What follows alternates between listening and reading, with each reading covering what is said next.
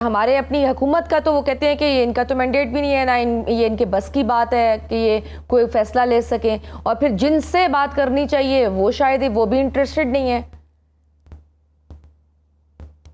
बातचीत तो देखिए हुकूमत से और एस्टैब्लिशमेंट दोनों से ही होनी है।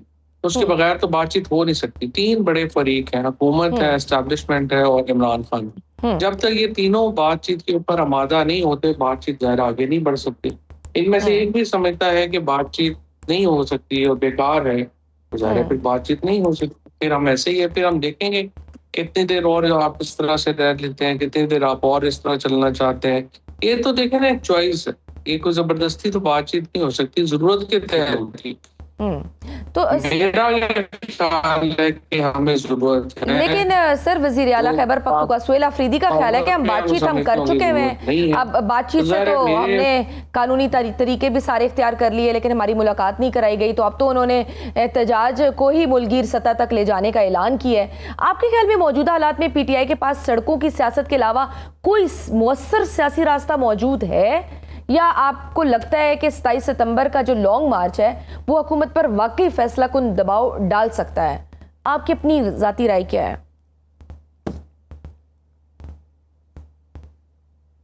जो गलती की है वो यही है कि आप अपने सियासी मुखालिफिन को बिल्कुल दीवार से नहीं लगा देते।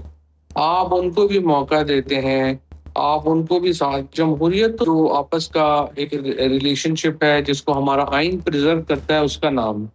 अगर आप अपने मुखालिफों को जेलों में डाल के, उनको मार के, उनको जो है वो सिर्फ रियासती जो हमारी अथॉरिटी है उसको इस्तेमाल करके हर एक के ऊपर इस तरह से करेंगे, तो हम्म। फिर अल्टीमेटली लोगों के पास तो रास्ता ही नहीं बचता।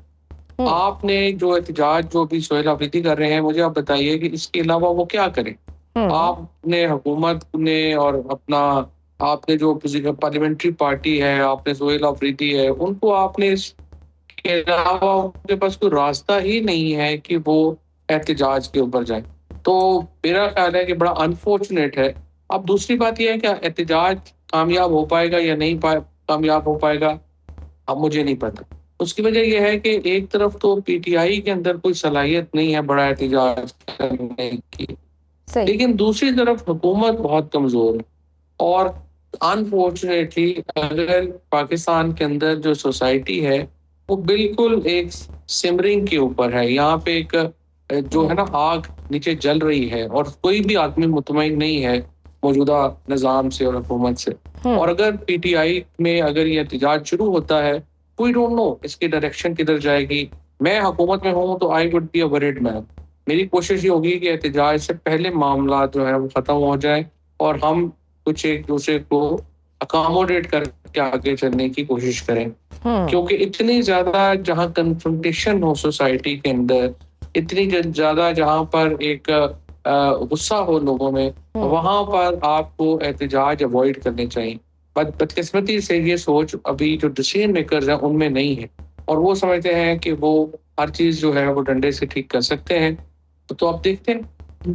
ठीक। अब सुहेल राइट साहब ने भी गुज़श्ता रोज़ एक इंटरव्यू में यही कहा है कि इमरान खान और इस्टेब्लिशमेंट में लड़ाई एक ना एक दिन ख़त्म होनी है।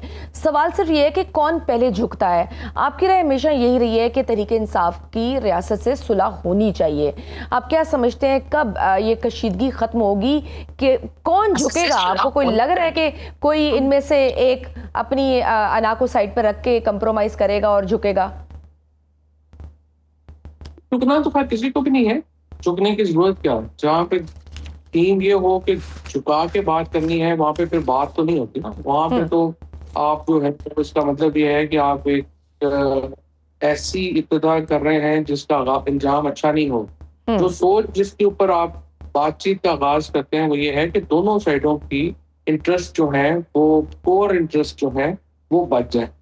और इसी तरह से जो पीटीआई का, पीएमएलएन का, पीपल्स पार्टी का और फौज का या एस्टेब्लिशमेंट का जो कोर इंटरेस्ट है वो पाकिस्तान है। और हम्म। हमने जो बुनियाद बनानी है वो ये है कि हम अपनी सोसाइटी को, हम अपने मुल्क को बचा कैसे सकते हैं, हम्म। और उस तरफ हमने आगे बढ़ने की सही करनी है और कोशिश करनी है इसमें अगर पीटीआई और इमरान खान को कुछ सेक्रीफाइस करना पड़ता है तो उन्हें करना चाहिए।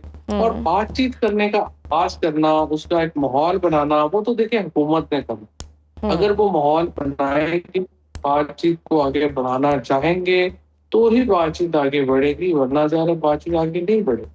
ठीक। और हालांकि एक तरफ से तो ये सर एहतजाज की कॉल, दूसरी तरफ एक और चैलेंज हुकूमत के लिए कि ज़राए के मुताबिक पीपल्स पार्टी ने तहुक्म सानी पार्लियामान में हुकूमत के साथ ताउन ना करने और हुकूमती कानून साजी की हमायत से गुरेज का फैसला किया है। आपके ख्याल में ये महज सियासी दबाव बढ़ाने की हिकमत अमली है या हुकूमत और पीपल्स पार्टी के दरमियान ताल्लुकात में कोई वाकई बुनियादी तब्दीली आ रही है? आप क्या देख रहे हैं? या आपको लगता है कि दोनों जमातें आमने सामने आना सिर्फ एक उनकी एक स्ट्रेटेजी है?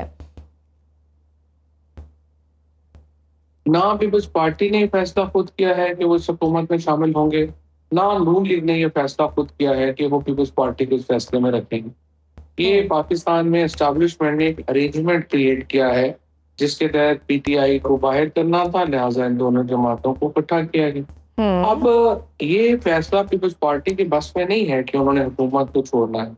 ये फैसला पाकिस्तान के अंदर जिन्होंने जिस तरह से इलेक्शन हुए वो आपके सामने चीजें हैं, वो आपके सामने है। ये पाकिस्तान में प्रॉब्लम ही नहीं है कि पीपल्स पार्टी और लोगों ने इकट्ठा रहना, जाहिर है उन्होंने इकट्ठा रहना। पाकिस्तान में जो प्रॉब्लम है वो ये है कि आपने पाकिस्तान की सियासत को नॉर्मलाइज करना है या नहीं। और उसके लिए जिस तरह मैंने आपको डिटेल से पहले हमने बात कही है कि जब तक हम पीटीआई को बातचीत में शामिल नहीं करते, पॉलिटिकल स्पेस में शामिल नहीं करते, वो चीजें आगे बढ़ नहीं सकती। बिल्कुल। और जिस से एक तब्दीली की भी बात की जा रही है कि नए निज़ाम और सियासत के नए बंदोबस्त की बातें हो रही हैं, आपके नज़दीक इस तरह की बहस की कोई हकीकी सियासी बुनियाद मौजूद है या मौजूदा सियासी कशमकश के दौरान पैदा होने वाली क्या सराहियाँ हैं ये सिर्फ, या इस दफ़ा वाकई सीरियस है? जाहिर है कि जब इस लेवल पे बात हुई है तो बात तो सीरियस है, इसमें तो कोई शुबा नहीं है। लेकिन असल बात यह है कि पाकिस्तान में आइडेंटिटी एक इशू है और उसके साथ आपकी डेवोल्यूशन एक इशू है। अब हमने ये जो बात सूबों की है इसमें वजन तो है। मोहसिन नकवी साहब की इस बात से भी शायद ही कोई डिसएग्री करे कि सिस्टम कोलैप्स कर गया, वो बात उनकी वो भी सही है। तो अब सवाल ये है कि हमने कैसे इसको जो है वो आगे बढ़ाना है और लेके जाना है। अगर होगा तो बात जो है वो आगे जाएगी, नहीं होगा तो फिर बात आगे नहीं जाएगी। क्योंकि बज़ाहिर अगर हम देखें ना, जैसे पीपल्स पार्टी भी इस तरह के बयानात दे रही है, आप तो कह रहे हैं कि ऑब्वियसली स्टेबिलिटी की बात कर रहे हैं, लेकिन यहाँ तो प्रेशर डेवलप होने की ही बातें हो रही हैं, जैसे पीपल्स पार्टी का, पीटीआई का। अब पीटीआई और मौलाना फजल रहमान के दरमियान भी राब्तों और मुश्तरका अपोजिशन की बात एक बार फिर सामने आ रही है। मौलाना खुद भी मुश्तरका अपोजिशन के इजलास की ज़रूरत पर जोर दे रहे हैं। आपके ख्याल में क्या पीटीआई और मौलाना फजल रहमान एक मुश्तरका सियासी प्लेटफॉर्म पर वाकई मौसर अपोजिशन बना सकते हैं या माजी के इख्तलाफात इस इत्तेहाद की राह में रुकावट बनेंगे?